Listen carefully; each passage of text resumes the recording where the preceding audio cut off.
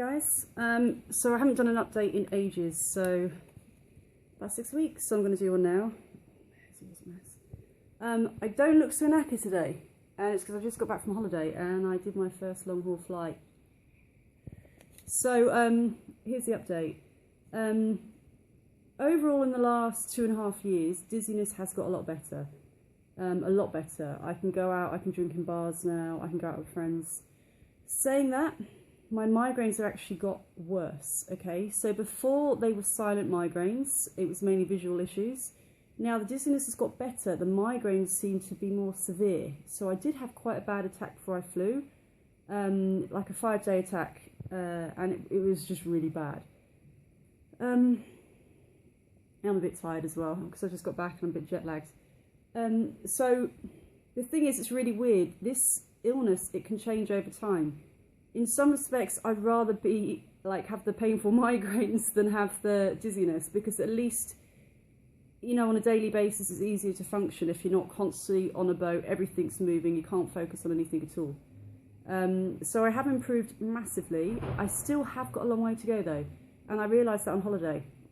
So quickly, here's some tips. If you are ever going to fly again long haul, I flew a lot because I travelled overseas and I was working overseas, so I've been on a lot of planes.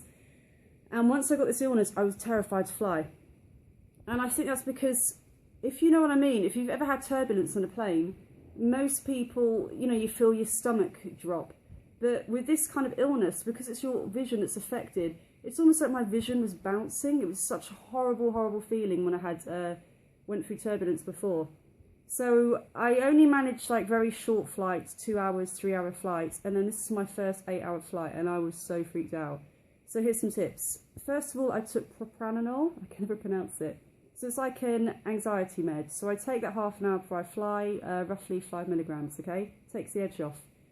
I hate waiting in the room, looking at the plane outside and waiting to go. If you can, stay in big airports have a Costa coffee shop.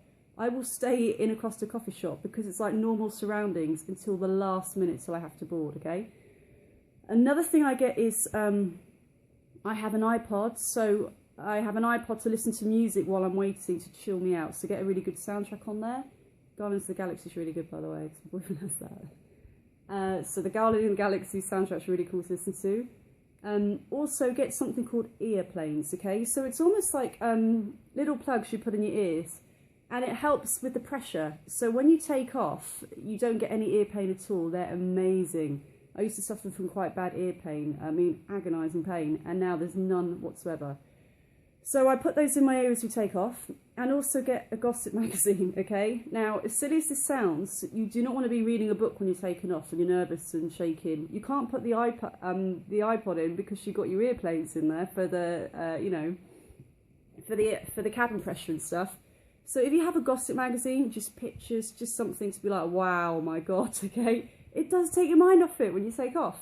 And once you're up there, I find that as long as you've got films to keep you going and things like that, I also take a tablet, sleeping tablets, a sleeping medication if I'm on a night flight to knock me out. It's just easier. It dulls the senses and it pretty much knocks you out for the whole flight, okay? So I'm quite breathless today as well. So anyway, that was my biggest thing with flying. Now when I got there, I still had issues, okay? We did go on a boat. Now it was literally 10-15 minute boat trip, okay? But I did start to feel sick at the end of it. I just feel nauseous and sick, and I just can't do boats right now. So there's lots of things I wanted to do. I wanted to do water sports, I wanted to do paddleboarding, I wanted to do zip lining. I'm usually quite active on holiday. So I did manage to snorkel, which is amazing. And I snorkeled literally every other day. I snorkeled about half hour, and I was even diving down quite deep near the end of the holiday. Now it did tire me out, but I slept really well, and funnily enough, I didn't have a 3 or 4 day relapse like I usually do. I managed to do it every other day. Obviously you get days where you're tired, so you chill out, but to go from being bedridden for, oh God, a couple of months, housebound for months on end, not being able to walk properly, not being able to see properly, I mean, that's a massive achievement for me to snorkel. Now, what I'm doing now is to stop the migraines I'm getting, the bad migraines. There's something called Simabutol. Oh, I'll write it down, guys. I'm actually going to start a preventative. Now, I tried them before, but most preventatives are actually for other conditions. It isn't a specific one for migraines. So that's stuff like antidepressant tablets, epilepsy, seizure medication. I don't want to take that. It really messes me up. I feel like a zombie. So I'm trying a calcium channel blocker, something called flunarizine or something, which again I'll write down. So I'm going to give that a go in the next couple of weeks, and I'll let you know how it goes, because I have achieved so much med-free, okay? I've achieved so much, massively, over the last 2.5 years, but I think to finish it off completely and get rid of it completely and get back to normal, I do need medication. I do need... I definitely need help there with some meds. I can't just keep going the way I'm going.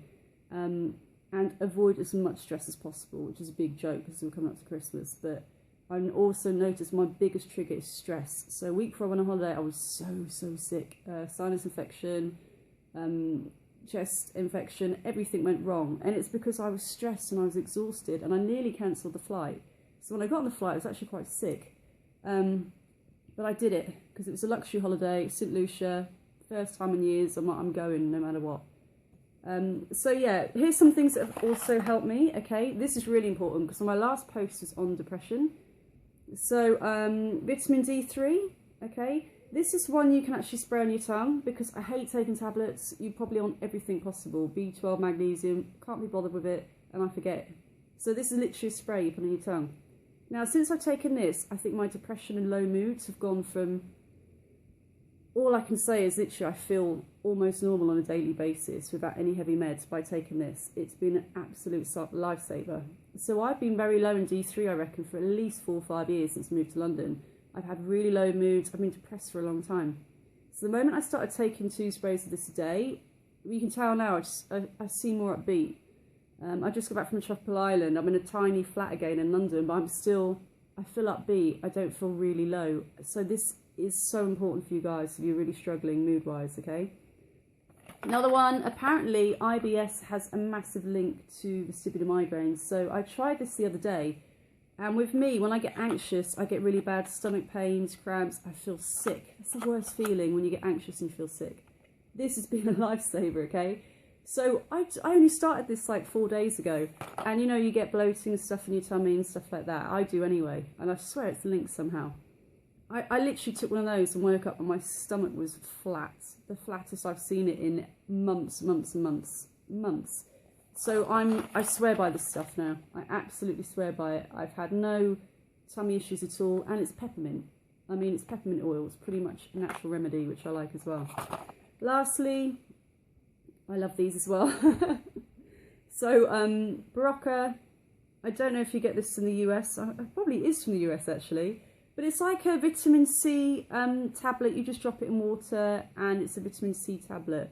And in the morning when I feel crappy, still can't wake up early by the way, this is incredible. It just gives me a boost. It makes me feel more awake, and I feel better, because for me mornings are worse. Okay, so I've covered most things. Lastly, we do have a group. So I started a group about 9 months ago now. For vestibular migraine, so people that want to talk about alternative therapies, so acupuncture, people are even discussing hemp oil on the site, okay?